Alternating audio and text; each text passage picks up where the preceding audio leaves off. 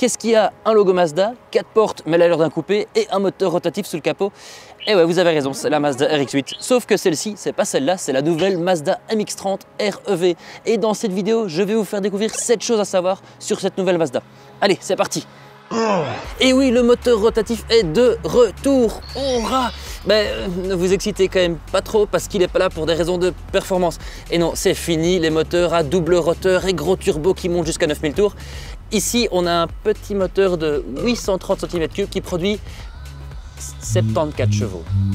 Mais pas d'inquiétude parce que ce tout nouveau moteur rotatif, il a été développé juste pour être prolongateur d'autonomie. Et oui, il est associé à un générateur et il recharge une batterie qui elle-même alimente un moteur électrique de 170 chevaux. Et oui, la nouvelle Mazda MX-30 REV, elle est hybride rechargeable.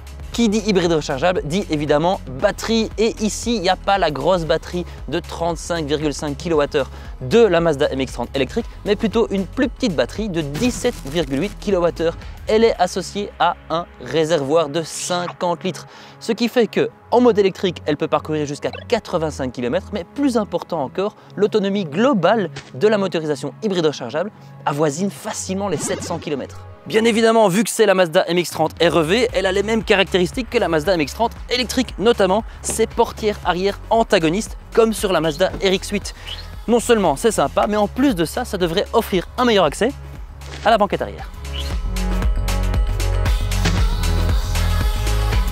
Et évidemment, elle a exactement le même habitacle que la Mazda MX-30 électrique, ce qui veut dire qu'on a un habitacle légèrement différent de toutes les autres Mazda. On a notamment un écran pour la climatisation, une console centrale flottante et ici, eh bien oui, du liège.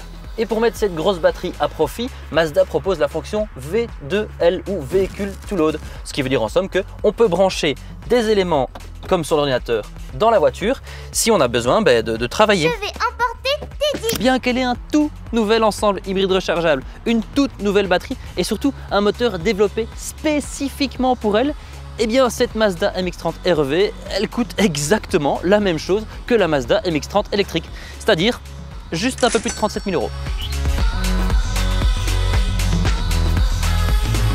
Merci d'avoir regardé cette vidéo. N'oubliez pas de laisser un commentaire si vous pensez qu'on a oublié une chose importante sur la Mazda MX-30, ou alors si vous pensez qu'on n'a pas oublié, laissez un petit like et pourquoi pas vous abonner à la chaîne pour découvrir toutes nos autres vidéos. D'ailleurs, nous on se voit dans la prochaine.